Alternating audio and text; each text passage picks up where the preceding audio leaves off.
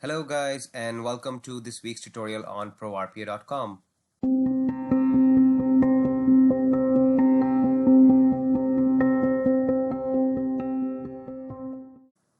In our last week tutorial, we talked about the first simple bot program, which was like simply printing out the message of hello world, right? This week we will be doing some of the operations in our bot, right? So understand this. What is an operation? First, we want to get familiarized with a few of the terminologies that we use in any programming language, or I would say even in like simple algebraic mathematics, right? So what we're gonna do is we're gonna talk about operations. What is an operation? So operation is something like some sort of, in other terminology we also call it calculation, some sort of modification, some sort of operation, some manipulation that is performed on data variables, which we are also going to call as operands, and we get the result, right? Like a plus b is equal to c. So the plus, the addition, that's an operation. A minus b, a multiplication of b, right? These are all like mathematical algebraic operations.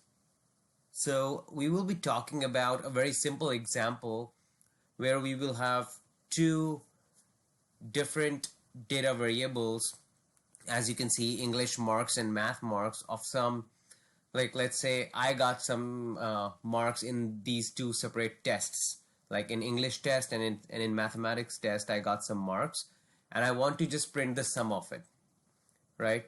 So the reason that we are having this specific use case in our blog post is because we want to get familiarized with these different commands, right?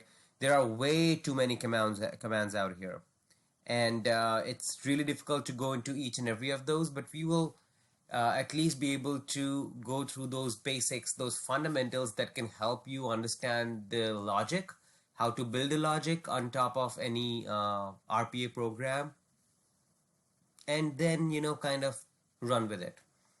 So variables are like those uh, placeholders, those holders where we store some information, and this information can be changed, of course, depending on the operation that is performed on these data variables, right? So for example, I have this English marks. If I want to add a new variable,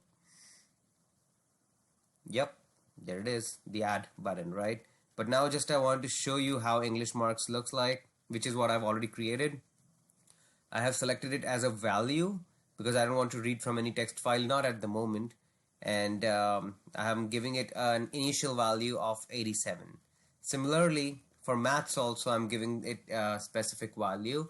If you want to know about the specific sample exercise that I'm performing here, please go through the blog post that I have also put in the description of this video, right? And the sum is gonna store the sum of these two variables, right? English marks and math marks. Just additional information, my list variable and prompt assignment. These are like two variables which you can delete if you want to, but these come like these are like pre declared variables. That's the right terminology. These are the variables that already exist in Automation Anywhere client, and that can be used if you really want to kind of use something urgently, right? No specific usage. It's not like a hard-coded thing that you cannot delete it or something, but it's just like, yeah, if you want to promptly assign some variable or some operation with some of the operands, then you can use these variables, and later you can change down the values if you want to. Okay, and now what we're going to do is the sum is going to hold the value of addition of English marks and math marks, right? Let me also show you the value of math marks, which is right here, 78. And now I'm gonna look for variable operation. So as soon as I dragged and dropped it from this commands panel all the way to the action list, I get this like what kind of variable operation you want to perform. So these are user variables. System variables also are like something that's value specific to a system, like, what your system date and time is and stuff. Something that's like at a system level, right? User variables, as you can see, are like catered specific to the user's requirements. By user, I mean, the end user who's going to use the RPA bot, or like the developer who's currently working on configuring the bot. So a very good way, very, very sophisticated technology, or rather a feature, is just you press the F2 key to add variables. Always use that. I highly recommend that. And the reason is because there is some like syntactical like contingencies that you have to follow, like the dollar signs, pre-dollar sign and post-dollar sign between any variable name. I'm going to show you. So F2 variable, right? There we go. And in here we have like the English marks. I inserted, and you see my English marks have been put in here, and they're all like preceded and succeeded with the dollar sign. Now I want to add this the value of English marks with value of math marks. So again, I press F2 key, insert. There we go. All right.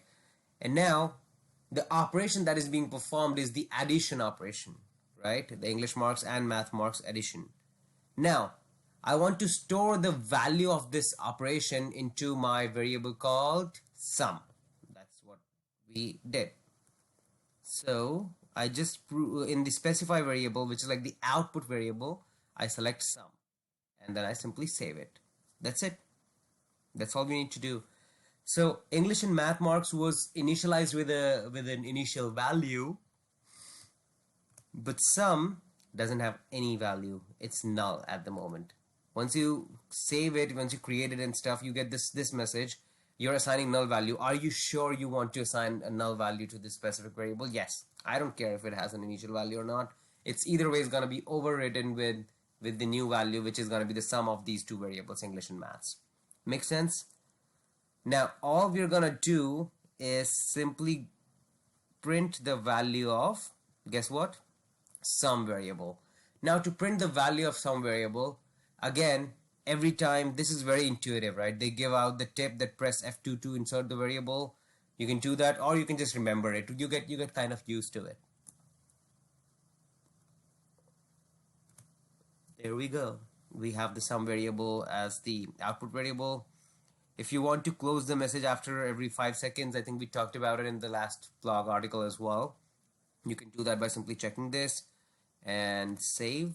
I don't want to close it unless or rather the developer explicitly asks to close the message box. That's all we have. You remember what we have to do to run a program? There's a specific thing. We have to save it first. So here I saved it. Here now we are going to run it. And let's see. There we go. 165. Simple, right? Okay, great. So that's all I wanted to show specifically for this one, but I have an exercise for you. So if you guys know, there is an operation called modulus operation. Modulus operation, what it does is, let's say you divide 16 by 5, right? So you're if you divide like 16 by 5, 5 into 3 is 15, and the remainder is actually 1. So the modulus operation actually gives you the remainder of a division operation, right? It performs the division and it only shows you the remainder, right? If you, let's say, divide 15 by 5, the modulus operation is gonna be 0, right? Because there is no remainder. 17 by 5, or 17 mod 5 as we call it, 17 modulus 5 is gonna give you, guess what? 2. That is correct. So I want you to perform a modulus operation and see how you can work with it, right? Another exercise that I'm going to ask you guys, and again, you can always reach out to me if you have any questions or concerns, but the other operation is take multiple variables, right? Like number 1, 2, 3, 4, 5, right? And just do a plus, minus, multiply, divide, and see how the computation actually happens. There is something called BODMAS, right? I want you to check to verify whether Automation Anywhere actually works with that principle or not. So try that on multiple operands and let me know your thoughts over, the we have the YouTube channel, we have the Facebook page. If you search for ProRP, you should be able to find it easily. We have like uh, alongside this, we have like the main, like the blog post, right, on prorpa.com. So let me know in your comments if you can actually perform these operations easily, successfully, and and if you want to learn all these, like these upcoming RPA technologies about UiPath, about Blue Prism, not specific to just RPA. There is ServiceNow. There is a Java core Java book as well on Amazon and like across worldwide. Then look out for CRISPR Learning series, right? CRISPR Learning for Java, CRISPR Learning for ServiceNow, CRISPR Learning for Blue Prism, CRISPR Learning for UiPath, and so on. Of like video courses similar to what we are doing right now here in these blog posts are also available on Udemy and Skillshare and Simpliv. So if you guys want, please feel free to check them out there as well, and let me know your thoughts. Always very constructive towards the feedback, and happy automating. Goodbye. We'll talk next week. Thank you.